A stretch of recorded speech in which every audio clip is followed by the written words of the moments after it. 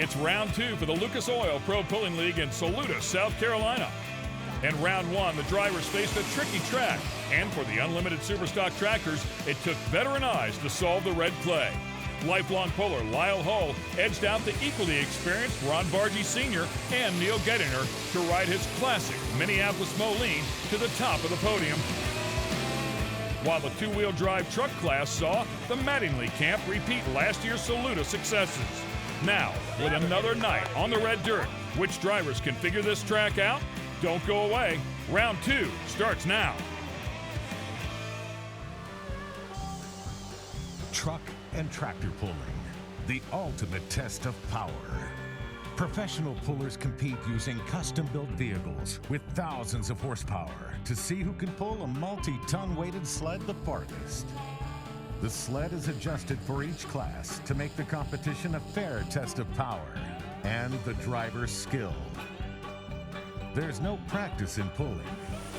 Every decision a team makes before each pull is critical to competing for a class championship.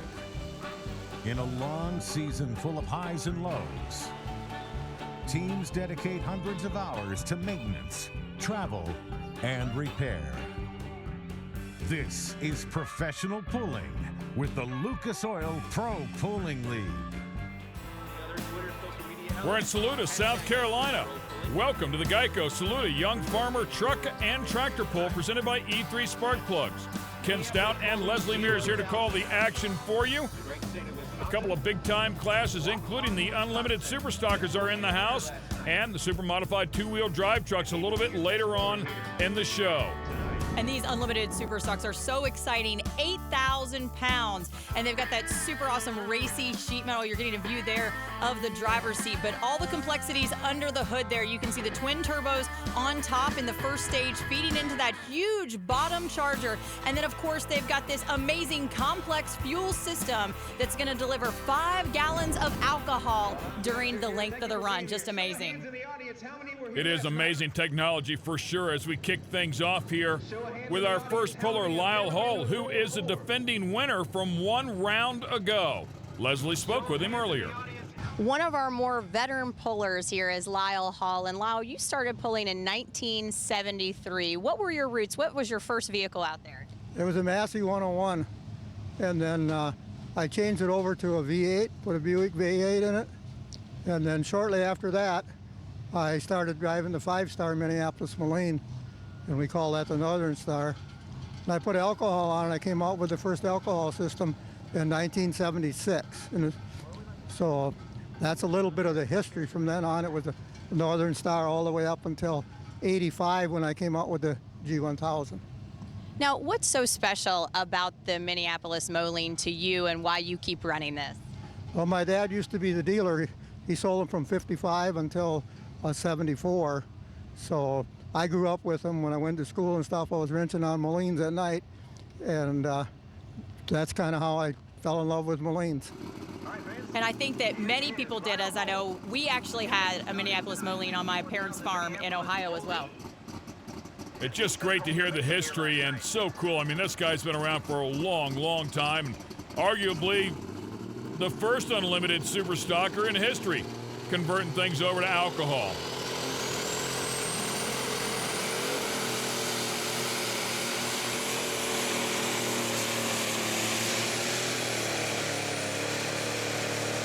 Boy, you could hear that thing cackling as he was sitting there getting ready to go. He launches that thing, some 322 and 91, and the defending winner from the pole 1 round to go has sent a message to the rest of the field. He's back again to play today. And just amazing how he picked it up off the line, carried that front end. Even once you see that General Tire box top off in the back, the front end still carrying out there and extending that distance. 322 and change on a first pass is really going to make our officials scratch their heads here and reconsider the sled setting that they have on the sled. Woo, man, he's getting it done right off the bat. It's so cool to see that tractor because it is unique and different than everything else out here. Come out here and do so well. There's a look at our pulling order here today. You can see Jeff Hurt has back-to-back tractors here. That will keep him very busy. He's a defending champion, in fact, a 2-time champion from the last 2 years on both of those tractors, 1 for each year. So Neil Gettinger, certainly no pushover. This field is stacked with the best of the best. And here comes Jeff Hurt now, finishing first 1 year ago behind the wheel of this tractor called Runnin' Bear.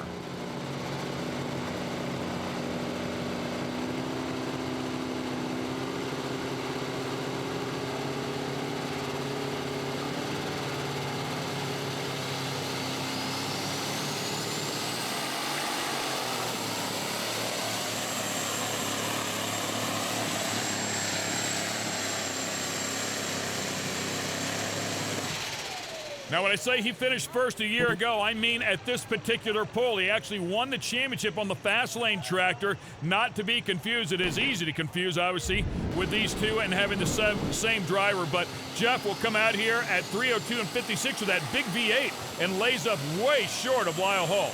Yeah, and he broke at the prior hook, and so just still trying to figure out all the problems and the changes that they made over the course of the winter to try to get Runnin' Bear to run consistently, because that was the issue that they had all last season. They could not get that tractor to run consistently at its best. And you can see Jeff Hurt heading over to the other tractor. We had a chance to sit down and speak with him a little bit earlier in the day about his thoughts on winning the championship 1 year ago.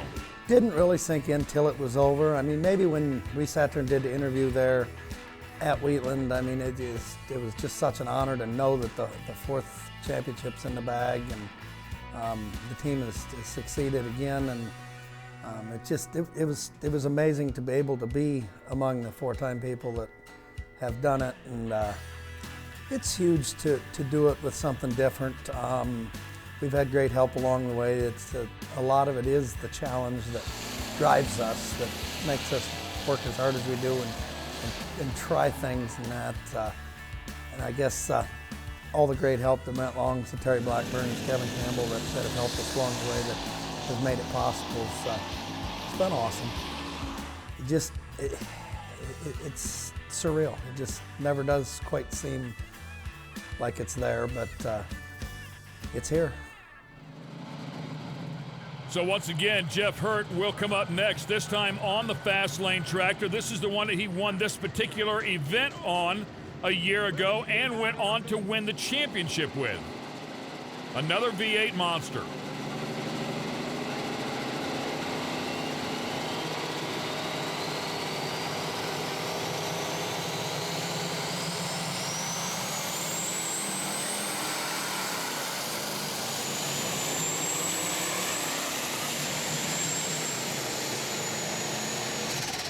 And much like the opening round, he just does not have the magical combination just yet. Be it gear, be it RPMs, whatever the case may be, if it's down on power, whatever the magical potion is for this tractor, he just has not found it yet here this year. When you can hear as it leaves the line, it never really cleans up fully and gets that kind of nice tight whistle that we normally hear out of the V8s out here, and just kind of lugging and chugging and really slow, sluggish, not the ground speed that we normally see out of the fast lane machines either. They've come on board with us this year. We really appreciate their support. So Jeff will go to work. Not only does he have his two tractors, but he helps out a lot of other competitors out here as well. He is an extremely busy individual, very knowledgeable, so a lot of people lean on him for advice. Speaking of tough players, this guy's as good as they get as well. Lessons learned coming up here, and did a great job here 1 year ago as he finished second. Neil Gettinger.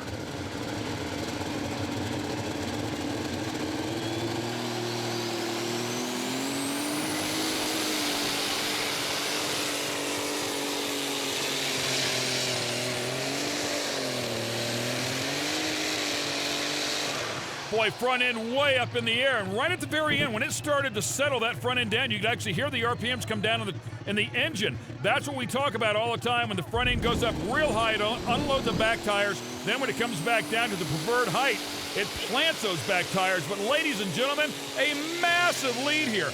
3:35 and 44. That is getting it done, Leslie. Looking good, and he was even leaning on the brake. It looked like he was leaning on the left brake to try to bring it back around as he was getting so close to that right sideline over there. So he may have had just a little more in it. Oh, man. Big time pull for sure out of Neil Gettinger. There's a look at your top three. We'll be right back.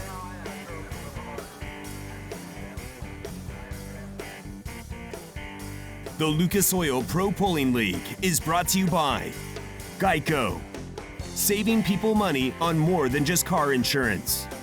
General Tire, anywhere is possible. And by Optima Batteries, the ultimate power source. Welcome back to the Geico Saluda Young Farmer Truck and Tractor Pull presented by E3 Spark Plugs. We're at Saluda Young Farmers Park in Saluda, South Carolina. Kicking off the season here, this is hook number 2 for the Unlimited Superstock category. Up next is Lyall Hull. The tractor's called Out of Time, and he loved this hook 1 year ago because when all was said and done, he was on the podium finishing 3rd.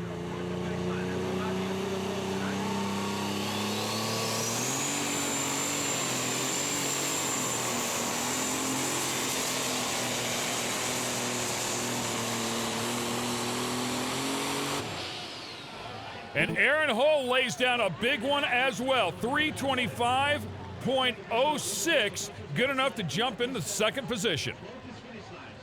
And it looks like these guys are finding the line out here on the track, and they're just kind of making a road out here and making really solid, consistent passes. You can see maybe a little too high there. Gets back on the wheelie bars just a little bit, which brings the front end back down. And he is also leaning on the brakes to keep it in the center of the track. You can see the big fishtail there with the sled tire tracks. Really solid effort there out of the John Deere. Great looking ride. I mean, just plain sheet metal. Looks very, very cool. Some of the young pullers and the young future pullers, if you will, out here having a good time. As we continue on, here comes Jeff Hodem. The tractor is called Fully Loaded. Awesome colors on that one, courtesy of Carlisle Professional Tools, sold exclusively at Napa Auto Parts.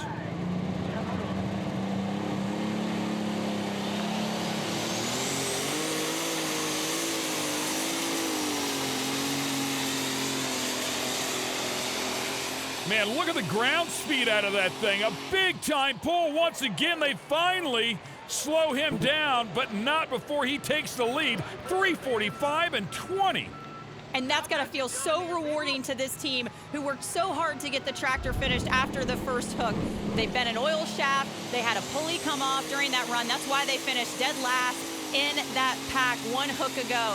And look at this. This is what the Hodem team needs there after struggling so much last year with the big block imploding and then the small block just not giving them enough power that they need. Here, just flat getting it done. Man, he just let that thing float all the way across the track. He ended up right by the sideline, but managed to keep it in, and I don't think he ever touched that brake. Beautiful job out of Hodem. Top coming up on that thing as you take a look at the money end of it, and it looks like we got a little flame down in there. That thing's cooking itself. Maybe some fluids down in there that get on the exhaust and light up. I'll have a little bit of time to take care of that one, though, before the next hook. Andy Dutton coming up next on the Drifter 2. Great looking old school sheet metal on the John Deere.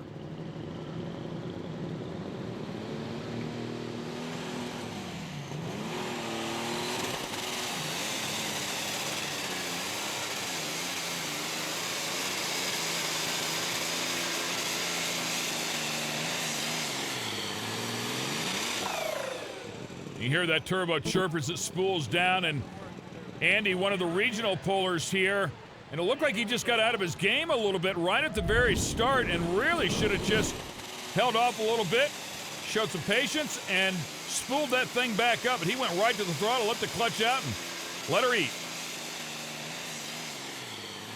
Had to get in the brake right there at the very end to keep from going out of bounds, and it really tugged it down. Great looking tractor, though. Love the way it looks, man. Awesome. All right, Ron Bargy Sr. will be coming up here next on board Dad's Toy. These guys always do so well here, especially picking up a podium at the first hook. Finished 3rd in the points a year ago. Real solid effort out of this team. Coming up here around the 13th of June, the Ohio State Benefit Pool.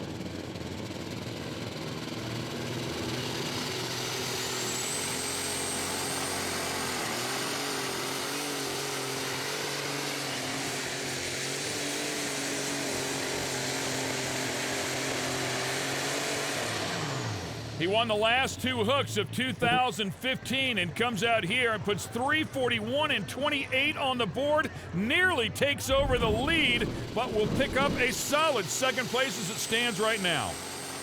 It's just so cool to take this head-on shot here and see those giant 30.5-inch tires wobbling and digging into the dirt out there with that open rear end, and just shows you the kind of power that they're putting into the track. I saw 8 weights in the box at 2,000 pounds apiece, so 52,000 pounds of dead weight on the starting line. When they're spinning those tires in at the end of the track, we're talking about 208,000 pounds of rolling weight out there. Just phenomenal. Yeah, I mean, he could be the tractor to beat this year. If you go back and take a look at last year, he was on the podium the last 4 of 5 hooks, including 3 wins, finished second here in the opening round of 2016, and now jumps up into second again. I mean, those guys are definitely on a roll.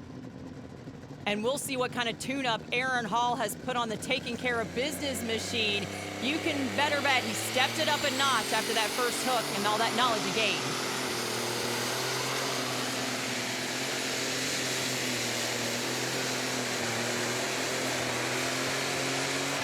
We saw him on the out-of-time tractors just a little bit ago. You're absolutely right, Leslie. He learned something there. 344.09, misses a lead by just a little more than a foot, but jumps into second place. A great hook there. When you can see, he just really gets after it off the starting line, gets that front end up, maybe having a little bit of a weight distribution issue there. As you can see, the front end coming up, loading those rear tires, then unloading as it comes down. So maybe just a few more of those weights moved around just a bit could have edged him out to first. Taking care of business tractor, covered in dirt, so they'll go back and get that one cleaned up. In the meantime, we have one tractor left in the category. We'll get him hooked up to the sled. In the meantime, we'll take a quick break, and there's a look at your top 3. We'll be right back.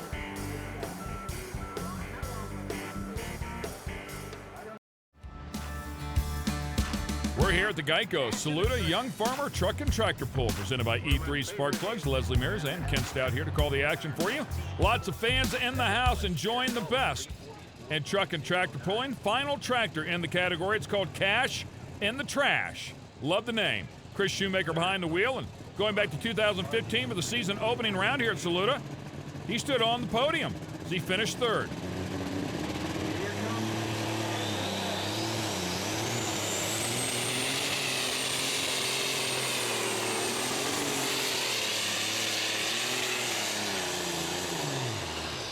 And it finally pulls it down, and unfortunately too soon to jump up into that top 3 at 3:08 and 41.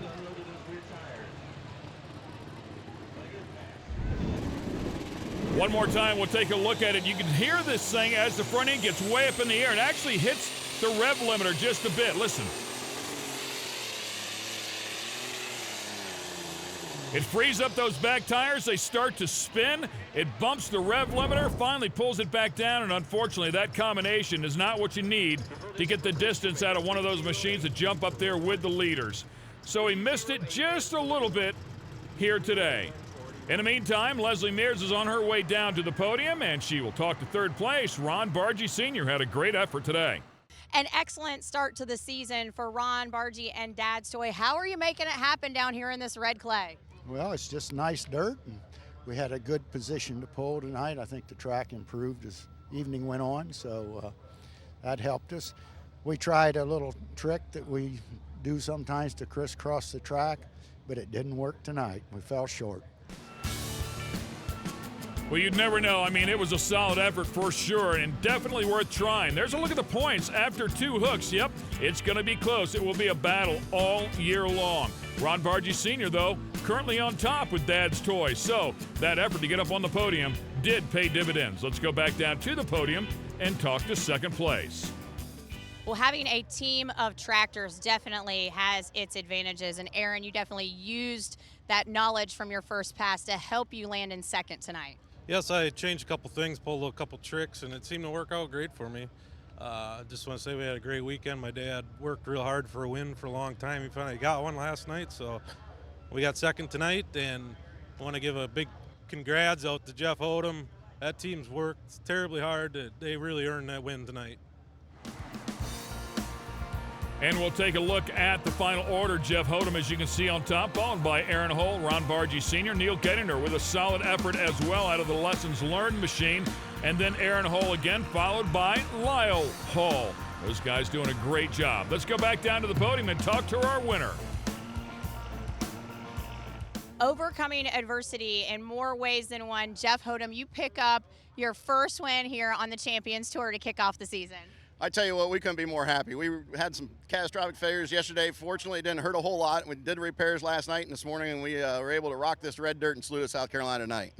Well, and you pick up your first win, and I know that, it's been an emotional winter for you, and, you're missing one of your team members here, so it's got to feel good, to get that win, for your dad.